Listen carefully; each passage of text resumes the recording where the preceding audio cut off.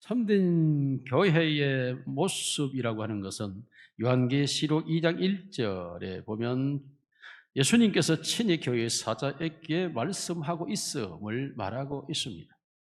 뿐만 아니라 성령이 7절에 보면 친히 말씀하고 있다고 말합니다.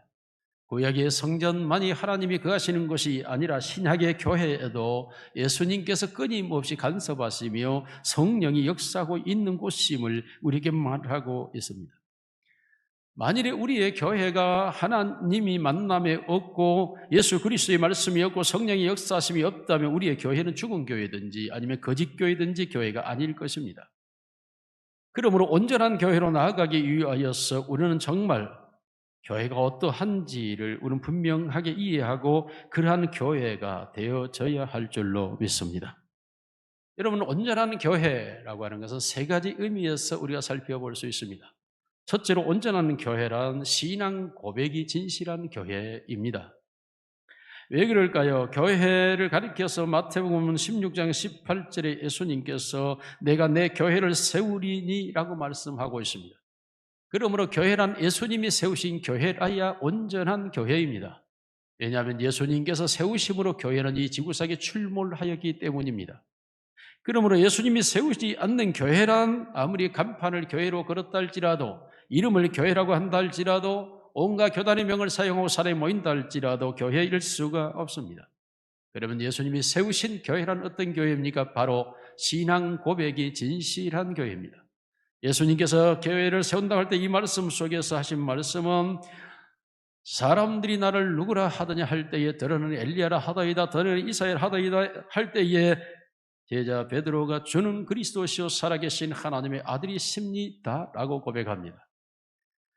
나사렛 예수를 향해 당신은 우리의 주인이시며 우리의 메시아이시며 하나님이십니다라는 이 고백을 할 때에 예수님께서 바요나 시모나 내가 옳도다.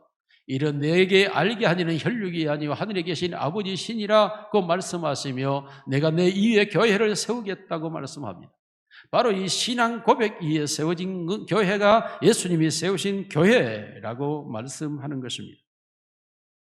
그리고 심지어 성경에서 예수님께서는 그 교회를 가리켜서 자신의 몸이요 자신은 머리라고 말하고 있습니다.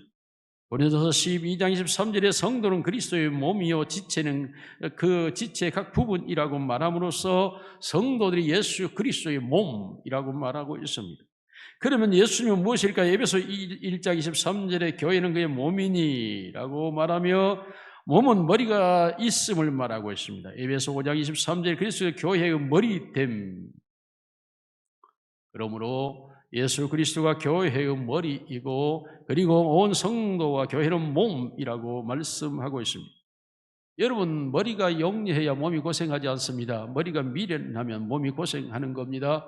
머리가 악하면 몸이 사나워집니다. 머리가 괴로우면 몸도 아파합니다. 머리가 혼란스러우면 오장육부의 기능이 깨어지고 그 균형이 부서집니다. 몸이 아프다는 것입니다. 그러므로 머리가 온전할 때에 몸이 온전해질 수 있습니다. 지금은 더욱더 의학적으로 우리에게 분비되고 있는 모든 호르몬이 우리의 몸의 건강을 지탱한다든지 그리고 모든 우리의 사유와 생각에 대한 긍정과 부정의 생각들이 우리의 머리에서부터 시작된다는 사실을 우리가 안다면 머리가 얼마나 중요한지를 우리가 잘 알 수가 있습니다.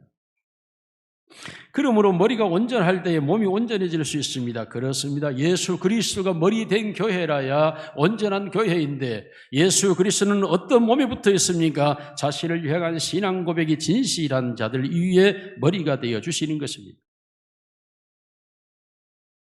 교회라고 하는 것은 신앙 고백 위에 있습니다. 고백이라고 하는 것은 마음에 생각하는 거나 감추어진 사실, 숨은 것을 드러내는 것을 고백이라고 말합니다. 그러면 신앙 고백이란 무엇일까요? 믿음의 대상에 대하여 마음에 품고 있는 바를 사실 그대로 증언하는 것을 신앙 고백이라고 말합니다. 그러므로 우리의 신앙 고백이 진실로 예수 그리스도에 대한 진실한 신앙 고백이 우리 안에 있는가가 바로 우리가 온전한 교회인가를 결정하게 되는 것입니다.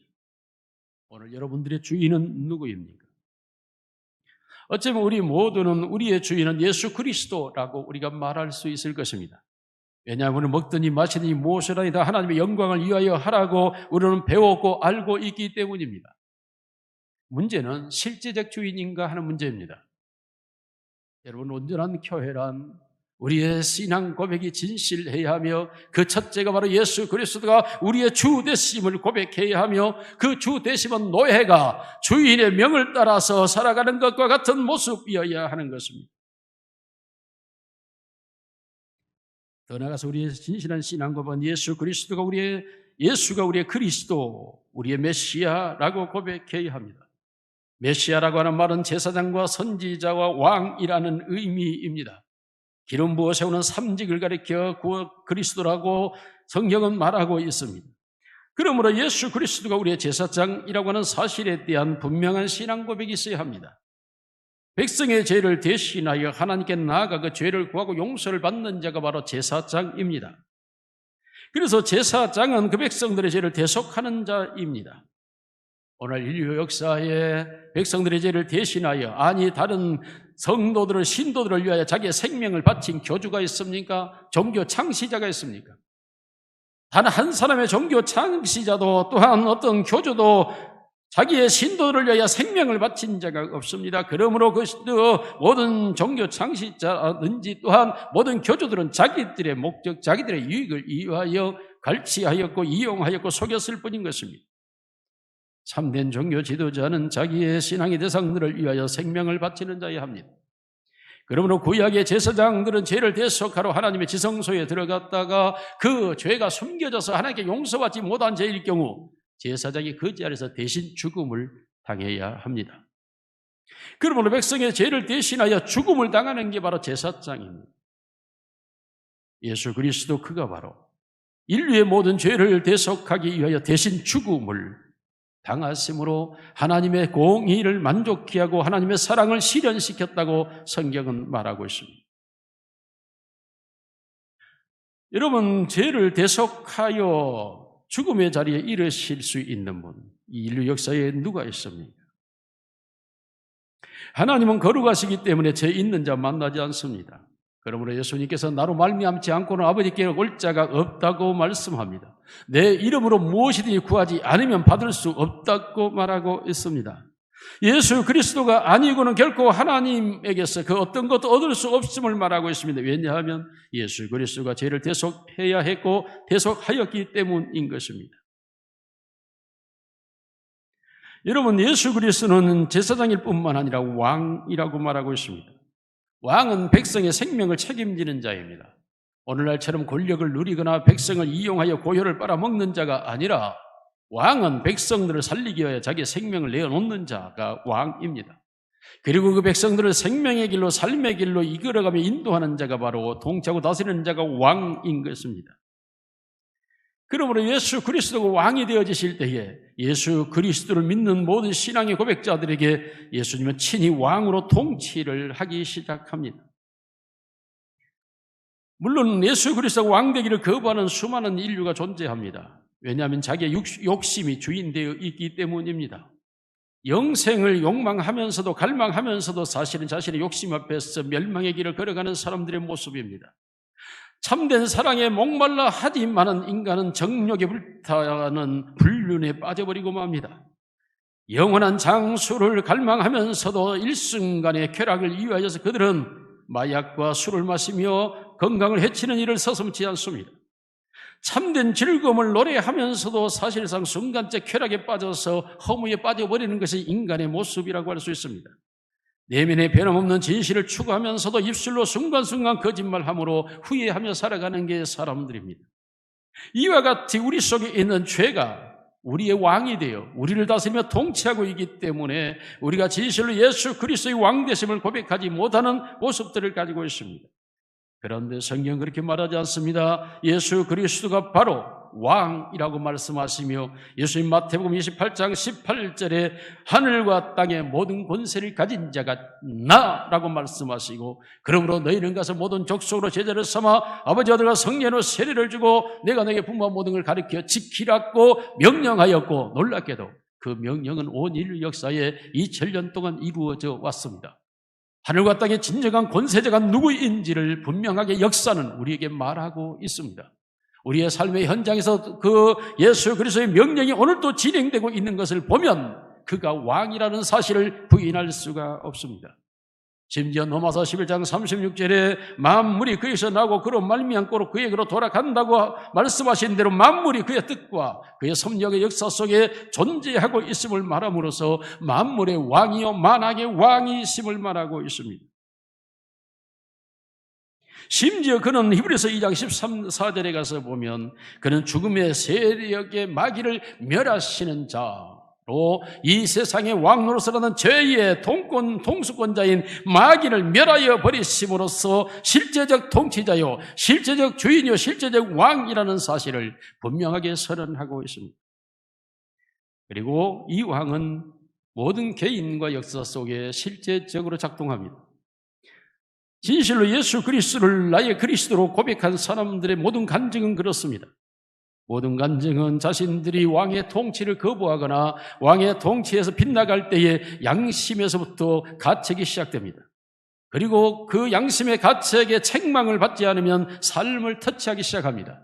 삶의 어려움과 고난이 오기 시작하면 이도 감당하지 않으면 이제는 우리의 육체의 질병으로 치기 시작합니다. 이런 과정을 거쳐서 끝까지 왕은 자기의 백성을 놓지 않습니다. 자기의 백성으로 삼게 하여 자기의 나라로 데려가기 위하여 자기의 권세를 단 한 번도 이양하거나 양보하지 않습니다. 그러므로 끝까지 자기 백성을 책임지는 자로 성경은 말씀하고 있습니다. 실제적으로 예수 그리스도는 왕입니다. 여러분, 우리가 예수 그리스도를 벗어나서 그에게 진실한 그의 백성이 그를 떠나서 살아보려고 하지만은 살아갈 수가 없습니다. 뿐만 아니라 예수 그리스도는 바로 하나님이십니다. 즉 하나님이 보낸 선지자라는 의미입니다. 이 세상에 하나님을 나타내실 분은 아무도 없었습니다. 하나님이 누구신지를 우리에게 증거할 자가 존재하지 않았습니다. 그런데 하나님이신 예수 그리스도가 친히 이 땅에 오셔서 신이 하나님을 말하기 시작했습니다. 이것을 히브리서 1장 2절의 마지막 때에 아들로 말씀하신 하나님이라고 말하고 있습니다. 하나님은 그의 아들을 통하여 하나님이 누구신지 말하기 시작했고 요한복음 14장 7절에 가서 보면 예수님께서 나를 본 자는 바로 아버지를 보았거늘이라고 말씀하시며 자신이 친히 하나님을 보여준 자라고 말하고 있습니다. 그렇지 않습니까? 죽은 자를 살리고 병든 자를 고치며 그리고 바람을 잔잔 멈추게 하고 파도를 잔잔케 하시는 그 모든 질병과 그 모든 자연의 재난을 친히 통치하시고 다스리는 그가 왕이 아니면 누가 하나님이시겠습니까? 그렇습니다. 그가 하나님 되심을 분명하게 나타내 보여주셨습니다. 그러므로 내가 보였건을 왜 보지 못하느냐고 말씀하고 있는 것입니다. 오늘도 이 세상은 예수 그리스도가 참된 하나님으로서 오늘도 세상을 다스리시며 모든 걸 주관하고 계시는 줄로 믿습니다. 원하기는 사랑하는 성도 여러분, 우리가 예수가 우리에게 진정한 그리스도가 되시기를 주님의 이름으로 축원합니다. 여러분, 더 나아가서 예수 그리스도는 하나님이시라고 고백한 것처럼 우리 모두가 예수 그리스도만이 참 하나님이시오 참 사람이었음을 우리는 믿고 의지해야 합니다. 오늘도 예수는 우리의 하나님이신 줄로 믿습니다. 이와 같이 우리는 주는 그리스도시오라고 고백해야 합니다. 그리고 살아계신 하나님이라고 말씀하며 그가 살아계심에 대한 확실한 신앙과 확신을 가지고 살아가시기를 주님의 이름으로 축원합니다. 그렇습니다. 온전한 교회란 예수님이 세우는 교회입니다. 예수님이 자신의 몸으로 삼고 있기 때문입니다. 그러므로 예수님이 세우신 교회란 진실한 신앙 고백을 갖는 교회입니다.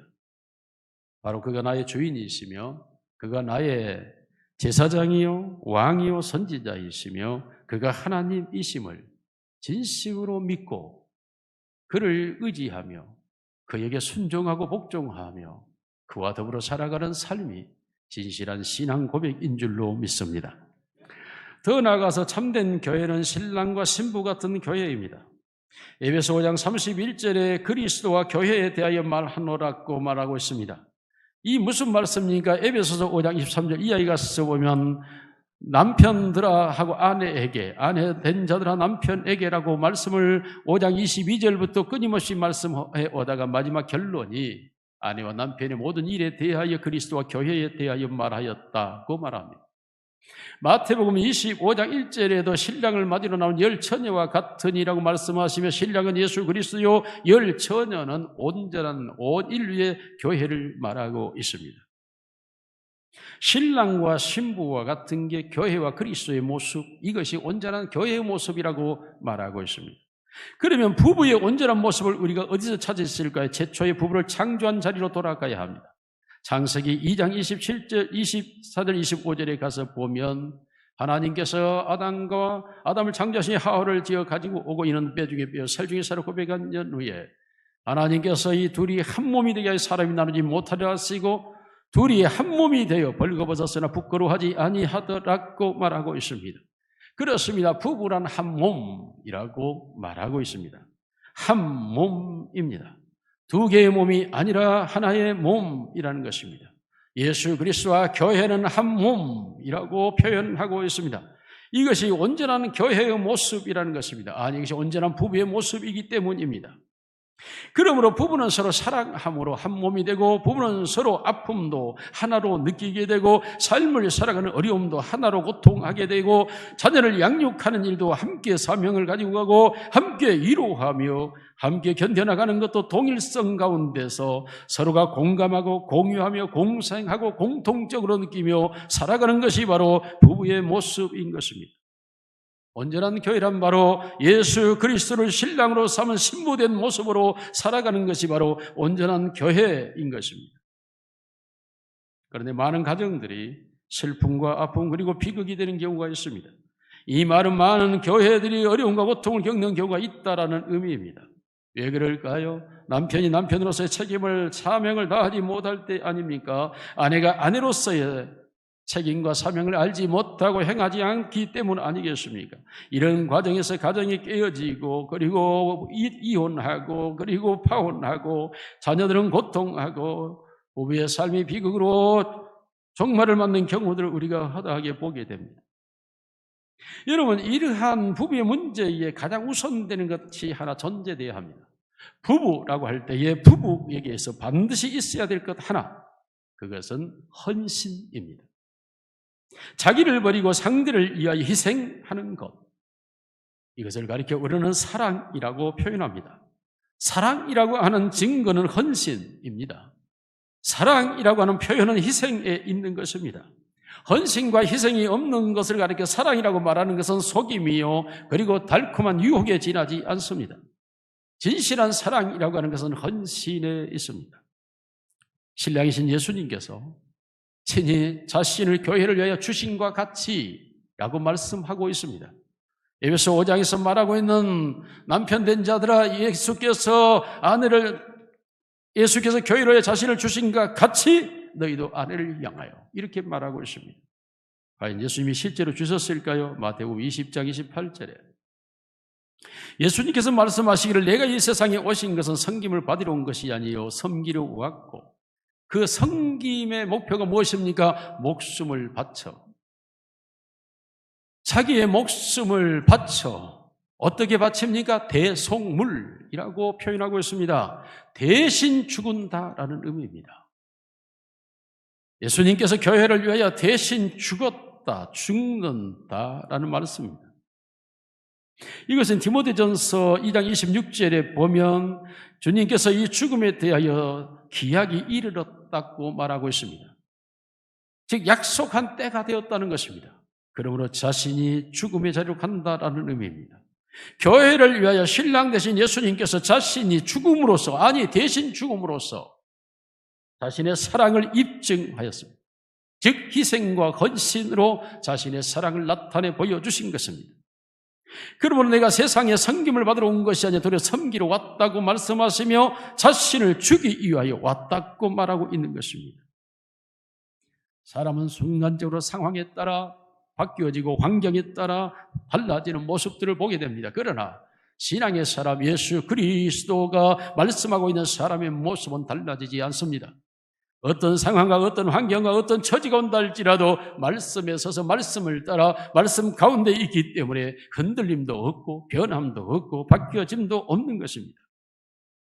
그러므로 마지막 때에 되어질 교회에 대하여 끊임없이 교회는 말씀을 주님이 하시고 성령이 말씀하고 있다고 말하며 에베소 교회를 향하여서 수고와 인내와 행위가 거짓되고 악한 자를 드러내는 것을 칭찬하고 반면에 처음 사랑을 버렸다고 책망을 하면서 칭찬과 책망이 공존하고 있습니다.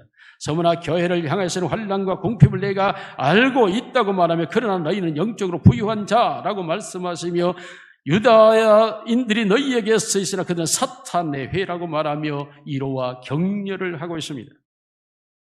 버가마 교회를 향하여서 그들은 적은 믿음으로 가지고 그 믿음을 지켜냈다고 말하며 그러나 너희가 니고라당의 교훈을 쫓아가고 있다며 발람의 교훈을 쫓고 있다면서 인정과 변화를 촉구하고 있습니다. 도아디라 교회를 향하여 너희들이 주를 향한 많은 사업과 그리고 사랑과 믿음과 섬김과 인내를 다 알고 있다고 말합니다. 그럼에도 불구하고 너희가 선지자 이세벨의 교훈을 버리지 않았다고 말씀하시면서 그들에게 칭찬과 회개의 기회를 주었다고 말씀합니다. 4대 교회를 향하여서 너희가 살았다는 이름을 가져서 죽은 자라고 말씀하시며 그러나 너희 가운데 흰 옷을 입고 변하지 않는지 나와 같이 동행하는 자가 있음을 말씀하시면서 그리고 죽어버린 자들과 생명 있는 자들을 구분하여 교회 안을 진단하고 있습니다. 빌라델비아 교회를 향하여서 주님은 끊임없이 너희가 승리한 자 같았으나 배반하였다고 책망하시면서 그러나 이제는 다시 돌이켜 그 믿음을 굳게 지켜서 면류관을 빼앗기지 않게 하라 하시면서 이미 저들에게 쓰고 있는 면류관을 놓치지 않도록 강조하고 있습니다. 라오디게아 교회를 향하여 차든지 뜨겁든지 하라고 말씀하시며 너희가 안약을 사서 너희의 눈을 발라 보게 하라고 말합니다. 그러면서 지나치게 너희가 속지 마라. 너희가 삶의 현실이 좋다고 해서 그것이 너희가 영적으로 좋은 것처럼 착각할 수 있는데 속지 마라고 말씀하시며 경계하고 있습니다. 이와 같이 교회를 향하여 끊임없이 주님은 말씀하고 있고 성령은 그 말씀을 우리에게 이러한 여러 유형으로 때로는 칭찬과 책망, 위로와 격려, 그리고 인정과 변화, 그리고 회개의 기회와 그리고 사랑을 말하고 생명의 공고와 면류관을 말씀하시며 우리에게 끊임없이 속지 말라고 말씀하고 있습니다. 그러므로 히브리서 4장 12절에 하나님 말씀은 살았고 운동력에서 좌우에 날선 것보다 예리하여 우리의 영과 혼과 관절과 골수를 찔러 쪼개므로써 우리를 날마다 수술하고 있다고 현재 진행형으로 말씀하고 있습니다. 온전한 교회란 주님의 말씀을 통하여 성령이 역사하심으로 끊임없이 자신을 변화 수술해 나가는 것을 말하고 있습니다. 사랑하는 성도 여러분, 우리의 사목교회가 2023년에 온전한 교회가 되기를 주님의 이름으로 소원합니다. 온전한 교회란 예수님이 세우신 교회입니다. 신앙 고백이 진실해야 됩니다. 예수가 진실로 나의 주인이요 나의 메시아요 그리고 나의 하나님임을 분명하게 실제적으로 인정하고 살아가야 합니다. 그리고 실제로 예수 그리스도가 나의 신랑이고 나는 그의 신부된 자로서 그를 섬김과 그를 영화롭게 하면서 살아가야 될 내 모습이 있어야 합니다. 진실로 예수님의 말씀과 성령의 역사를 통하여 교훈과 책망과 그리고 바르게 함과 의로 교육되어지는 일들이 끊임없이 일어나며 위로와 격려와 회복과 회개와 변화가 성장이 일어날 때에 참된 온전한 교회의 모습이 될 것입니다. 오늘 우리 모두가 이와 같은 교회가 되기를 주님의 이름으로 축원합니다.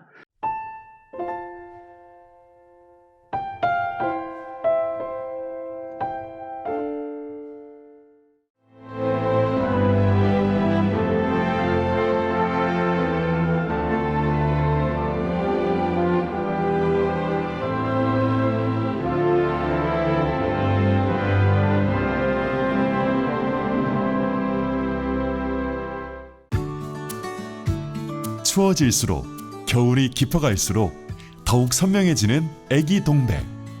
4천만 송이 애기 동백 찾아 올겨울에도 천사섬 신안으로 섬 겨울꽃 축제. 새하얀 눈꽃 아래로 새빨간 애기동백 사이로 천천히 걸어보는 이 겨울. 가장 따뜻한 겨울을 만나세요. 천사섬 신안 섬 겨울꽃 애기동백 축제.